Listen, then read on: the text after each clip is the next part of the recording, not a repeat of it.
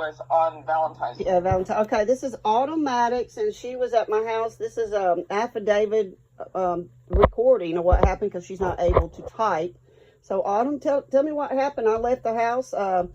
Kevin came over. We ate. I left about 11:15 to meet Cam to get some CBD because she was going out of town. What happened? About 30 to 35 minutes after you left, there was banging on the door, and I called you, and they persisted to bang on the door, and I looked out the window, and I saw a lot of police lights, and I saw Alabaster and Shelby on the side of vehicles, but I have a hard time seeing because I'm 75% blind. And they kept banging, and I thought they were going to bang your door down, so I opened the door, and they said they were there with involuntary commitment papers that had been signed by a judge in Shelby County for Susan Pierce, and you were on the phone with me at that time. I have the entire thing recorded. And they told me that, they said, well, we think that Susan's in this house, and I said, she's not in this house. And they said, well, we need to search the house. I said, you don't have permission to search the house. And I told them, too. I was on the phone going, get out of my house. And they asked where you were, and you told them you were out of state, even though at that time you really weren't out of state. You were literally running for your life and spirit, and I can understand why. But they told me that the papers that they had gave them the right to come in, and they pushed past me and went in the house anyways and searched the house, found that you weren't there, but the only thing they stopped on, they didn't really search the house. They just searched the rooms to see if there was somebody there besides me and Sabo, which was there as well, your cat. They said, oh, so you're one that, they said, what are you? And I said, I am a friend of Susan's, and I'm an advocate for people that have experienced the same kind of tortures, yes. And they go, oh, you're talking about the lasers and stuff? And I've got that all recorded, and I gave it to you, Susan, as well. Yeah, I've got to find that. We might have to record that. The only thing they stopped on in the house was in front of your fireplace, and that was your bulletproof vest, or plates, as they call it. And they asked me, they said, are these your plates? And I said, no, they're not, they're Susan's. And they said, And they said, okay. They said, well, we're leaving now. And they said, tell Susan to call us, and we need to have a talk with her, because we have, and they did the papers that I could see. I mean, I couldn't see that much. I saw there was a signature on it, and I saw that your name was on it, and it said that it was involuntary commitment papers. And you asked them about taking what hospital? Talk about that. Yes, the second time they came and they swatted the house, they said that they'd had a call saying that Susan was at the house, and I was still there by myself. I was there for 3 weeks by myself with the cat. And 21 days. Yeah, I don't remember the day, baby doll. I'm sorry. That's right. It was 21 days I was gone. Yeah, I was gone for 21 days. It was, and it was during that 3-week period that they came back, and they said that they'd gotten a call that Susan was there, and they had to search the house again. And I said, can I ask if did they come into my house a second time? Yes, they did. Oh, I didn't know that. Yes, but the second time they came, there wasn't as many of them. How many?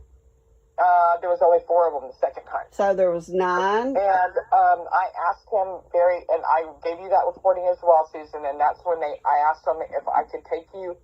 I said, well, if Susan comes back, I said, which hospital do I take her to, since she's consensually or involuntarily committed? And they said, you don't take her to a hospital, you bring her to us. Yeah, the sheriff's department who wants to kill me. And that was Shelby County, yeah. And I want to make for the record that was right after that I had called and told about Sheriff Horton working with Kristen. And this is after John had called Shelby County trying to give evidence of a dark web hit and quick-acting poison, and Autumn was poisoned at my house. Let's talk about that, Autumn. Shelby County would not take the evidence. Yes, I had the taste of chlorine and kind of like a sulfur chlorine mix that got me very sick and caused me to vomit while I was in your house. Oh, wow. And it was very, very strong in the basement of your home. Yeah, I found it. It was in the, I found it on a chair, and I found it on leather. But I tasted it. I couldn't see it, but I tasted it. And TJ smelt it when she came to the house. She immediately repulsed, and when I was so sick, I kept that door closed, and then I left shortly after, and I was there by myself. I'd only been around Susan for a day and a half in person, and I was sent there by John Flynn, and he asked me to go there when you were swatted the first time. Because he knew they were coming for me. So I had four visits from DHR trying to do a welfare check. Then I had the Judge Hackle when I called him to tell him what my brother was doing and that his daughter and grandson could be being trafficked. And instead of helping me, he calls Alabaster for welfare. We need to mention, since I only have a minute more to be on the phone, I just wanted to mention also that you had me go into the post office to get your mail because they were refusing to deliver your mail.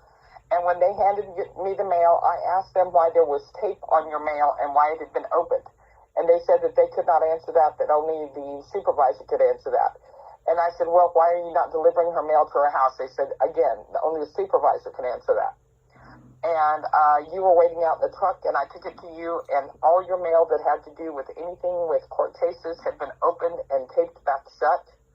And that was something that I took from their hands to your hands. Yep, and also let's talk about how they just came and put trash on the yard.